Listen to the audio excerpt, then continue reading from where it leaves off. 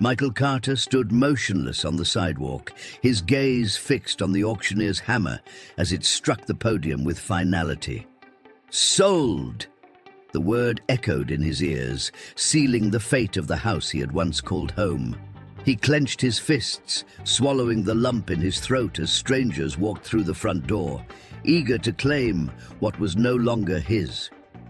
The home where he had built dreams, shared laughter, and believed in a future had slipped from his grasp. The past year had been a downward spiral, a slow but relentless collapse. Michael had been a successful business owner, running a modest marketing firm that had supported his family well. But a series of bad investments and an economic downturn had left him drowning in debt. When the business crumbled, so did everything else. His finances, his marriage, his dignity. His wife, Lisa, had taken their daughter, Emily, and moved in with her parents. Now he had nothing but the clothes on his back and a small duffel bag containing what little he could salvage from his former life. As the sun set behind the city skyline, he turned away from the house for the last time, feeling an emptiness settle in his chest. Without a plan or a place to go, he wandered through the city streets. The neon lights of restaurants and cafes flickered invitingly, but their warmth was not meant for him anymore. His stomach growled, but he ignored it, walking aimlessly until exhaustion forced him to sit on a bench in a small park. Michael leaned back and closed his eyes, trying to block out the reality of his situation. The cold night air bit at his skin, and the distant sounds of laughter from a nearby bar felt like a cruel reminder of the life he had lost. For the first time in his life, he was truly homeless. As he sat in silence, he wondered how things had gone so wrong. He had always believed that hard work led to success, that perseverance paid off. But now, as he lay down on a wooden bench, pulling his jacket tighter around him for warmth, he questioned everything. Tomorrow was uncertain, but one thing was clear. He had lost everything, and he had no idea how to get it back. Michael woke up to the sound of city life stirring around him. The park was no place for comfort, and his back ached from the hard bench. His stomach churned in protest, reminding him that he hadn't eaten since the previous morning. He sat up, rubbing his face, trying to push away the fog of exhaustion. His first challenge of the day was finding food. He wandered through the streets, eyeing passers-by who seemed to be in their own worlds, oblivious to his suffering.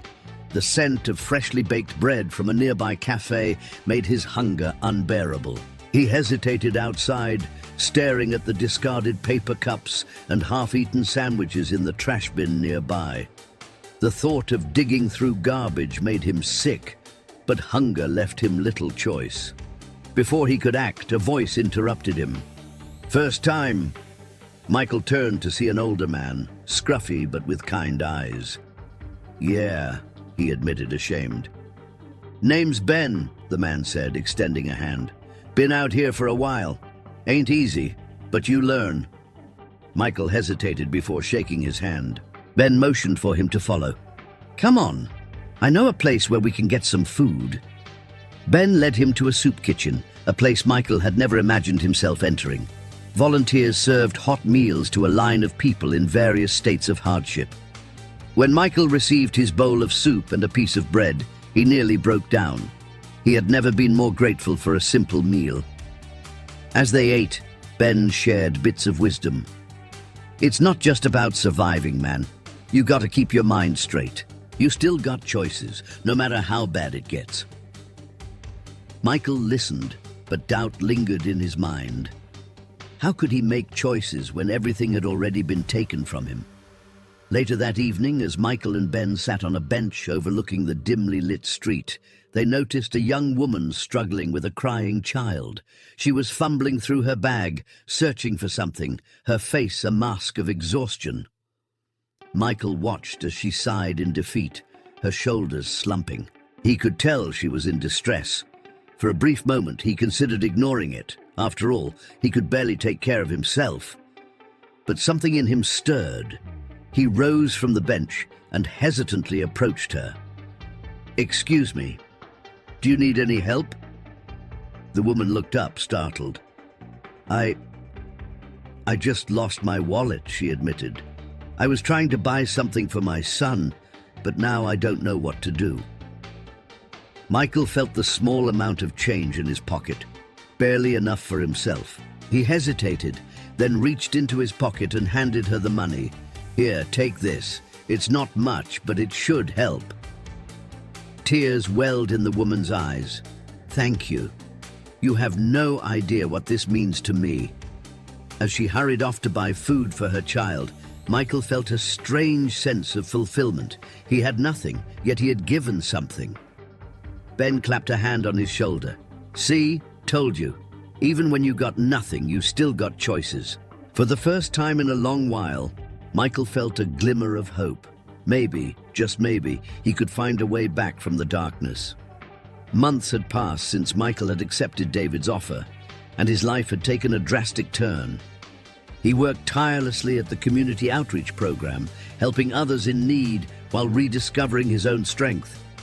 His skills in business and management had not been forgotten, and David soon promoted him to a leadership role. With each passing day, Michael realized that his suffering had given him a unique perspective, one that allowed him to truly connect with those he was helping. Inspired by his journey, he proposed a new initiative to create employment opportunities for the homeless. David supported the idea wholeheartedly, and together they launched a pilot program that provided job training and mentorship. One evening, standing before a crowd at a charity event, Michael shared his story. I lost everything, he said, his voice steady but emotional, but I also gained something priceless, a sense of purpose. No matter how far you've fallen, there is always a way back.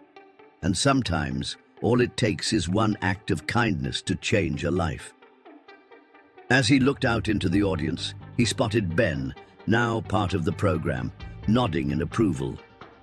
Michael smiled.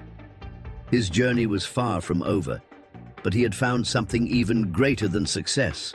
He had found redemption.